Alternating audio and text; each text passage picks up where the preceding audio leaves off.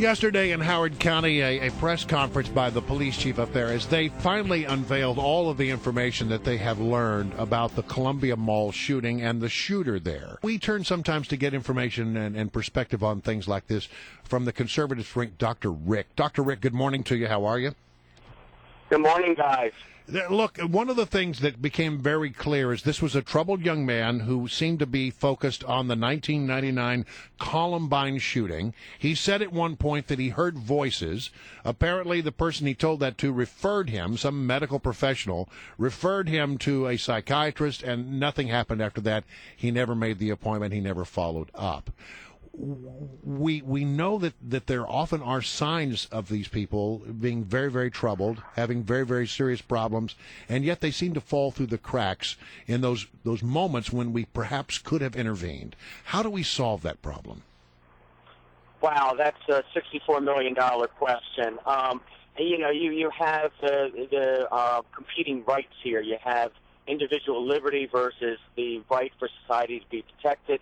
And you also have a very rare occurrence, and so I am cautious about recommending to change things wholesale for a rare occurrence. Most people with mental illness are not violent. While it's not kosher for me to diagnose someone I have not seen and treated, Right. From the evidence presented in the paper, there are several possibilities, including the beginning onset of schizophrenia, which happens in the late teens, early 20s. All right, well, hold on. When you say you hear voices, as a trained professional, what does that tell you? Well, actually, there's a number of things. It could be a psychotic process. It could be drugs. There are actually other medical conditions that can cause you to hear voices. If you're younger or a child, it's actually very frequent. They might think they hear their name called, and it has no meaning whatsoever. So for the doctor, apparently these voices were benign. They were not no command hallucinations. They weren't telling him to do things. They weren't violent. So, he was, standard operating procedure, refer to a psychiatrist, and if the individual, maybe he was with his parents, looked like sober-minded people, responsible people on the outside, then he's expecting them to follow up. Now, apparently, he said he called, and the mother said she never received a call. Who knows where the truth is? But likely he has shown issues for several years prior to this, and there's probably, just like heart disease and diabetes, with severe mental illness, you see family history of these things. Dr. Rick, let's circle back on that one issue. You can talk about the referral to a psychiatrist. This is the police chief yesterday discussing that situation, and I want you to comment on it.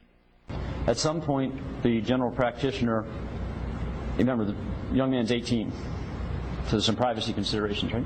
So at some point, the general practitioner asks the young man for permission to talk to his mother, and that permission is granted.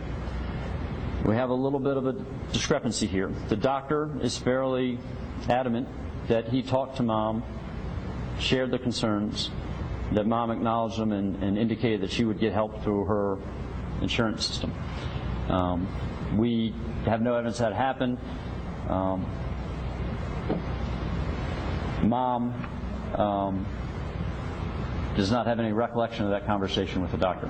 So, Dr. Rick, it seems to me that if a doctor feels the need to refer a patient to for psychiatric care or observation, shouldn't there be some sort of follow-up? Should there be a mechanism for follow-up here?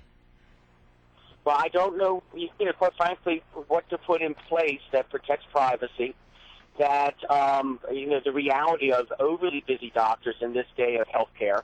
The sad fact is that they're seeing far too many people in a day to try to maintain income. And there's all these other practical factors that unfortunately come into a tragedy as this. And again, this is a very rare occurrence. Now, it's not rare that I have some people not follow my recommendations. That happens more frequently than I would like. Yeah. But it's rare that it would end up in a tragedy like this. All right, so this fascination with Columbine, should there have been signs for those around him? Or is this something he could have kept to himself and just kept private about? There are sometimes when it really is kept private, because for a person with let's say, for sake of argument, this is the beginning of paranoid schizophrenia. They are naturally going to be very, very cautious of what they show to the outside world. But likely he was showing some oddities up to this point that, hindsight's always 20/20. But in the moment, people will write things off. So I think also it's easy for us to, after the fact, interpret things. But the truth is we're very poor at predicting violent behavior and violence to self, and we can always make sense of it after the fact. All right, Dr. Reed, there's one other thing here that I wanted to run by you. They gave the timeline of his activity that morning, this murderer, and the last thing he did before he started shooting in this Zumiez store, he took a photo of himself with the assembled gun, all dressed up, and he uploaded it to his Tumblr account. And he said, "I had to do this. Today's the day. On previous days, I tried this. I woke up with anxiety, regret, and hope for a better future. This day I didn't. I woke up, felt no emotions, no empathy, no sympathy. I will have freedom, or maybe not. I could care less." And the fact that he uploaded a picture to his Tumblr account, a lot of people are going to start saying, this is part of the disaffected youth and the social media, which is actually, ironically, desocialized people because they don't have human contact. They're dealing with electronic contact. Do you think that there's any value to that assessment? Actually, on that point, I absolutely agree. I think we have a coarsening in our society, and I think some of the first people affected are those most fragile. Those with, mental health issues are going to be affected first, and then others.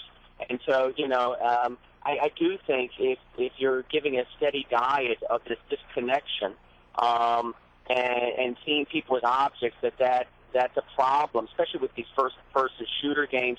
Now, the research doesn't bear that out. So I will have to say that the research so far, when they've looked at it, hasn't shown that it has increased violent behavior that I have seen. But, I do think there's a coarsening of our social discourse. Yeah, I would agree with you on that one. Well, listen, Dr. Rick, it's such a pleasure. Thank you so much for helping us out and help us decipher some of the findings that we heard about yesterday. Appreciate you being with us.